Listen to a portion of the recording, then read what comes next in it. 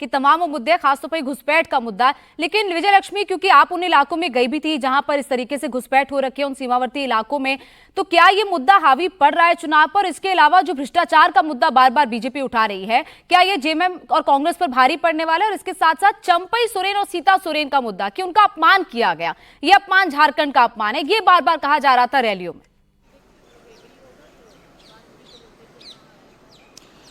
देखिए गोनिका, संथाल के तमाम इलाकों में हम गए और संथाल की तमाम डिस्ट्रिक्ट्स जो हैं उनका बॉर्डर पश्चिम बंगाल से लगता है और आरोप ये लगाया जाता है कि बांग्लादेश से जो घुसपैठी आते हैं वो पश्चिम बंगाल से होते हुए झारखंड की ज़मीन पर पहुंचते हैं और बीजेपी ये मुद्दा ज़ोर शोर से पूरे इलेक्शन में उठा रही है और कहीं ना कहीं ये मुद्दा ग्रास रूट लेवल पर वोटर्स के साथ भी रेजोनेट करते हुए नज़र आया। हम सरायकेला में गए, वहाँ जब हमने वोटर्स से बात की तो उन्होंने कहा कि एक बड़ा मुद्दा है, जो हमारे हक हैं, जो हमारे अधिकार हैं, वो किसी और देश के नागरिकों को नहीं मिलने चाहिए। ये मुद्दा जमशेदपुर ईस्ट से लेकर के जमशेदपुर वेस्ट, यहाँ पर वोटर्स के बीच में जो है रेजोनेट करता हुआ ये मुद्दा जरूर नजर आया। लेकिन इसके अलावा जिस तरह से कुल्हान का रीजन है, जहां पर चंपई सोरेन, क्योंकि पिछली बार 14 सीटें इस रीजन से आती हैं, पिछली बार स्वीप किया था जेएमएम ने ये पूरा इलाका और चंपई सोरेन इस इलाके के बड़े नेता माने जाते हैं। लेकिन अब क्योंकि वो बीजेपी में आ गए हैं तो ऐसे में उम्मीद की जा रही है, बीजेपी उम्मीद कर रही है कि इस इलाके में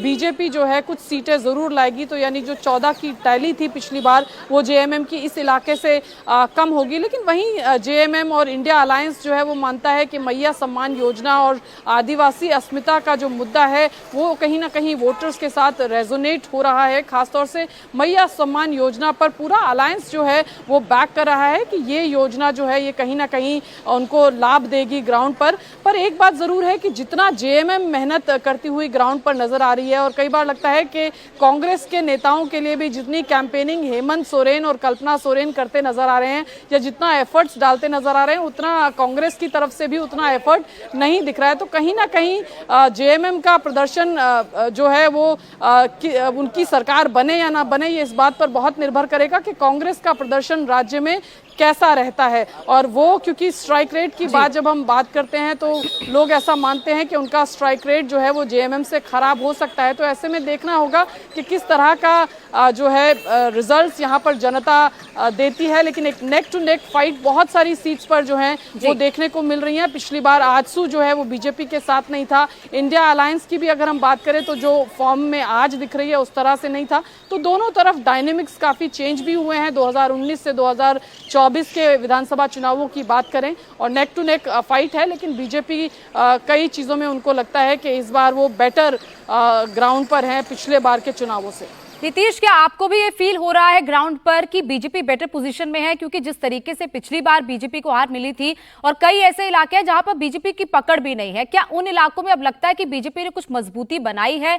और जिस तरीके से विजय लक्ष्मी भी कह रही है कि कांग्रेस का ज्यादा इंटरेस्ट नहीं दिखा इलेक्शंस पे, हालांकि रैलियां तो मल्लिकार्जुन खड़गे को देखा हमने, राहुल गांधी की भी रैली हुई, लेकिन क्या उस लेवल की रैलीज नहीं हो पाई जिस लेवल की एक चुनाव में जो ताकत झोंकी है, जो खासतौर पर बीजेपी ने झोंकी है? क्योंकि कई बार हमने देखा योगी आदित्यनाथ, प्रधानमंत्री मोदी, तमाम बड़े चेहरे दिखे झारखंड के चुनाव में। जी हाँ, बिल्कुल। सबसे पहले तो आदिवासी वोटरों को साथ लाने की जो कोशिश है, चूंकि ये एक हकीकत थी झारखंड की राजनीति की कि जेएमएम की अच्छी खासी पकड़ मानी जा रही थी। दूसरी बात कि जब उनको जेल भेजा गया, फिर जिस तरह से जमानत मिली, कोर्ट की जो टिप्पणी हुई, इन सब बातों के बाद ऐसा लगा कि जेएमएम की स्थिति जो है और बेहतर हुई है। फिर इसी दौरान कल्पना सोरेन जैसी एक नेता का उदय हो गया, जो घर में थी, बाहर आई, जिस तरह से उन्होंने भाषण दिया, जेएमएम के लिए एक अच्छी स्थिति नजर आई। और वैसी स्थिति में जब चंपई सोरेन ने साथ छोड़ा तो बीजेपी के लिए यहां पर एक नई उम्मीद दिखाई दी। और जैसा कि मैंने बताया कि कोल्हान में बीजेपी का प्रदर्शन बिल्कुल शून्य था, वहां चंपई सोरेन जैसा नेता उन्हें मिल गया। इसके अलावा हेमंत सोरेन के परिवार में सेंधमारी कर दी बीजेपी ने, सीता सोरेन उन साथ आ गई। संथाल परगना के इलाके में जो शिबू सोरेन का एक वर्चस्व रहा है, तो वहां सीता सोरेन का साथ आना यह भी एक बहुत बड़ी बात थी। तो निश्चित रूप से बीजेपी के लिए जो परिस्थितियां थी पहले के मुकाबले इस बार बेहतर हुई। रही बात कांग्रेस की, तो कांग्रेस ने निश्चित रूप से वो दमखम नहीं दिखाया है जिस तरह से एनडीए ने कोशिशें की है, जिस तरह से जेएमएम ने कोशिश की है। और ये बात जो है झारखंड के राजनीतिक हल्के में चर्चा का विषय भी रही है।